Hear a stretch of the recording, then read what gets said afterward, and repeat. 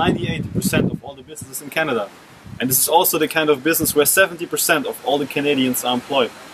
We're now going into the shop of Ryan Davis and Stephanie Parkett, a young couple which started their own yarn shop and entered the endless world of fiber. It took them 1 year of long nights and weekends to work out a business plan, and finally, Knotted by Nature Fiber Arts was born. Let's check it out.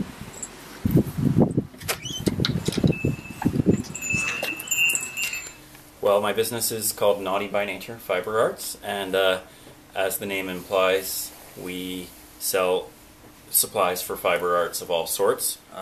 We started thinking about the business about 8 years ago when we basically identified a market gap. Our family became into this hobby called needle felting, and when it came to get supplies, we found there was almost nowhere in British Columbia that you can get them. So we basically felt that there would be a market there. So we started a business. Yeah. And well, that took a long time.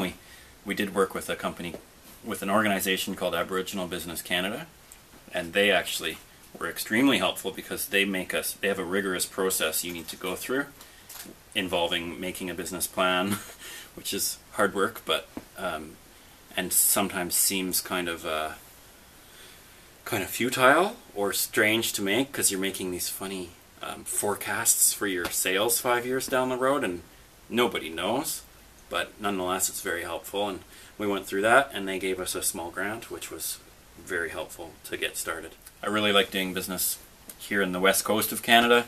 I think we're very the people here really think local, and it's an important aspect of their life, so they try to support their local businesses as much as possible. I've never had a business in, say, the United States, but my perception is that there's a bit more big box stores and less of a support of local business. I can't say for sure, but Canada I believe to be a friendly environment for small business. Well, we did have quite a few obstacles really in our first few years. For one, well, little things that you just learn after the fact, like how to find the right bookkeeper and what makes a good bookkeeper because they have a lot of power over you.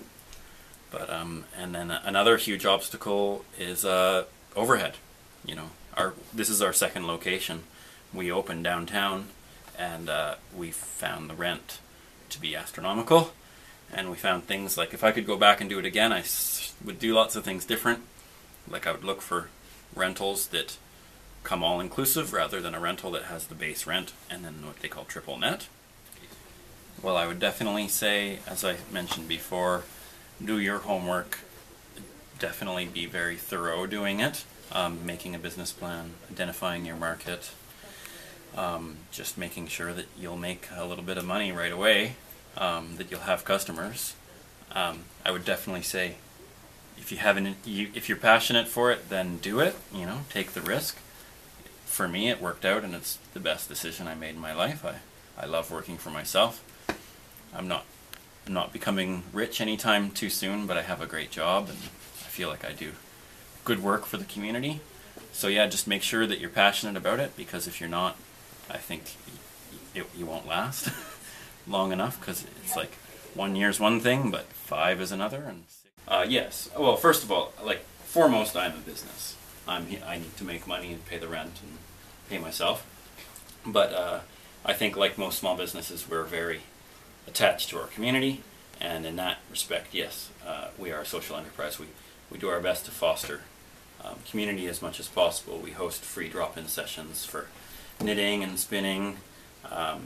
We work with our local fiber producers to support our local economy. We even have such things as what we call the Knitting Needle Exchange, where people can basically come and get cheap or free needles. So if money is an object to you doing some fiber art, we'll help you overcome that and give you some free or cheap stuff, and hopefully down the road there'll be some money maybe coming back. But for the, yeah, we would donate that to people. And we do work with schools, and I give heavy discounts to the teachers that come in and buy supplies to teach their kids with. Yeah, for sure, I'm a social enterprise.